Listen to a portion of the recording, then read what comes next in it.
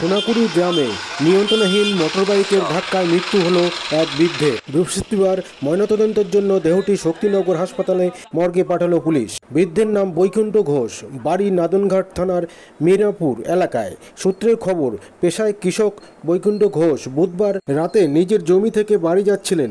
ঠিক সেই সময় সোনাকুড়ি এলাকায় পেছন দিক থেকে একটি মোটরবাইক নিয়ন্ত্রণ হারিয়ে ধাক্কা দিলে রাস্তাতেই লুটিয়ে পড়ে ওই বৃদ্ধ। স্থানীয়রাই গুরুতর আহত অবস্থায় বৃদ্ধ সহ বাইক আরোহীকে রাত 10:30 নাগাদ উদ্ধার করে নিয়ে আসেন নবদ্বীপ হাসপাতালে। সেখানেই ওই বৃদ্ধকে চিকিৎসকরা মৃত বলে ঘোষণা করে। অপরদিকে 2 আহত বাইক আরোহীকে ভর্তি করে শুরু হয় চিকিৎসা। নবদ্বীপ থেকে অত্রি চক্রবর্তীর রিপোর্ট, নিউজ নদিয়া এক্সপ্রেস। চ্যানেলটিকে সাবস্ক্রাইব, লাইক, শেয়ার এবং ফেসবুক পেজটি ফলো করুন আর দেখুন নিউজ নদিয়া এক্সপ্রেস।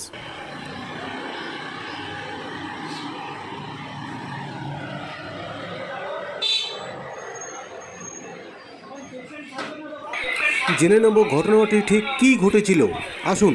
অ্যাক্সিডেন্টটা বলতে উনি মাঠ থেকে বাড়ি আসছিলেন।